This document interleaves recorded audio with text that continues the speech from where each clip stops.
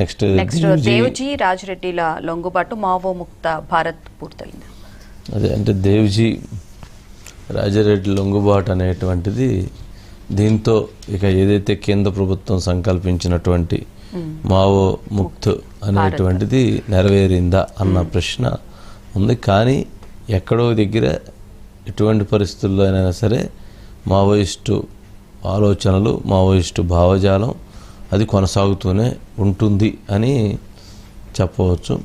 కాకపోతే ఇప్పుడు ఈ నిర్ణయంతో అంటే దేవ్జీ రాజిరెడ్డిల నిర్ణయంతో ఇక నా భవిష్యత్తు కార్యాచరణ ఏంటి అనేది కూడా కొంత ప్రశ్నార్థకమే అనిపిస్తూ ఉంది. డీజీపీ శివధరెడ్డి గారి దగ్గర వాళ్ళు ఈరోజు లొంగిపోవడం జరిగింది. ఒకసారి బయట అప్లై చేయండి డీజీపీ గారిది. మావోయిస్టు సంబంధించినటువంటి ముఖ్యమైనటువంటి నాయకులు సాయుధ పోరాటాన్ని వదిలేసి జనజీవన స్రవంతిలోకి కలవాలని చెప్పి బయటకు వచ్చిన సందర్భంగా తెలంగాణలో మొదలైనటువంటి ఈ ఉద్యమం తెలంగాణలోనే ఆఖరి స్థాయికి వచ్చినట్టు కనిపిస్తుంది.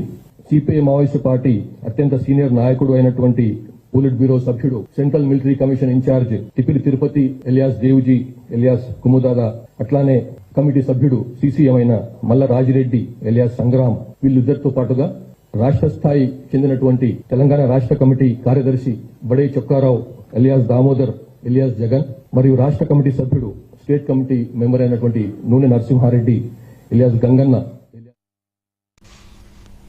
రైట్ మధు ఏంటి దేవ్జీ రాజిరెడ్డి లొంగుబాటుతో అంటే మావోయిస్టులు ఇకన ఆగిపోయినట్టేనా? ఇక ఉద్యమం లేనట్టేనా? పోరాటం లేనట్లేనా? ఖచ్చితంగా సార్, రెండు డిపార్ట్మెంట్లు చాలా కీలకం సార్.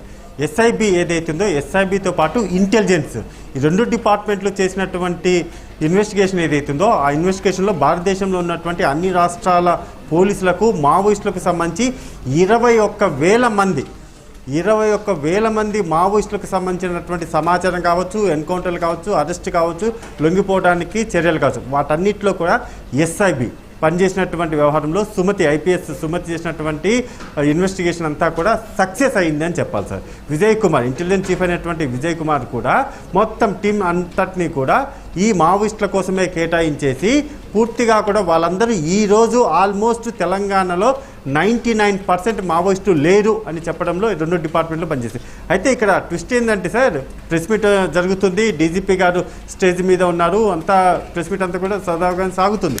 అయితే అప్పుడు రాజిరెడ్డి ఎవరైతే ఉన్నారో ఆయన మాట్లాడుతూ కూడా, మీడియాతో మాట్లాడుతూ కూడా విలేకరులు అడిగినటువంటి క్వశ్చన్ అంటే, ఇంకా ఆల్మోస్ట్ మీరు అంతా కూడా లొంగిపోయారు కదా, ఇంకా మావోయిజం అనేది లేకుండా ఉంటుందా, ఇంకా మావోయిస్టులు అనేవాళ్ళు ఫ్యూచర్లో మేము చూడకుండా ఉంటామా అని అంటే ఒకటే చెప్పారు, మావోయిస్టులు అనేది ఎప్పటికీ ఇన్ ఫ్యూచర్లో అయినా సరే ఖచ్చితంగా కూడా ఎక్కడో ఒక చోట మళ్ళీ పుడుతూనే ఉంటుంది, ఫుల్ స్టాప్ అనేది పడ్డం అనేది అంత ఈజీ కాదు అంటూ ఆ స్టేజీ మీదనే రాజిరెడ్డి మాట్లాడారు. మరి ఆయన ఎందుకు అలా మాట్లాడారు తెలియదు, కానీ మేమైతే అనారోగ్య కారణాలతోనే లొంగిపోతున్నాము, మేము లొంగిపోవడానికి బిహైండ్ రీజన్స్ అయితే వేరే ఏమీ లేవు, జస్ట్ అనారోగ్యంతోనే 40 సంవత్సరాల బట్టి ఆల్మోస్ట్ ఇప్పుడు పట్టుబడినటువంటి నరసింహారెడ్డి కావచ్చు, రాజిరెడ్డి కావచ్చు, దేవ్జీ కావచ్చు, లేకపోతే మిగిలినటువంటి మొత్తం ఇంకా పట్టుబడ్డారు సార్. అంటే చాలామంది క్యాడర్కి సంబంధించినటువంటి వాళ్ళందరూ కూడా పట్టుబడ్డారు, 40 మందికి పైగా పట్టుబడ్డారు. కాబట్టి వాళ్ళందరినీ కూడా నెక్స్ట్ స్టేజ్లో అయితే చూపించబోతున్నారు. ఇప్పటి వరకు మాత్రం పట్టుబడినటువంటి ఈ నలుగురు ఎవరైతే ఉన్నారో ఈ నలుగురు కూడా ఒకటే రీజన్ చెప్పారు, అనారోగ్య కారణాలతోనే లొంగిపోతున్నాము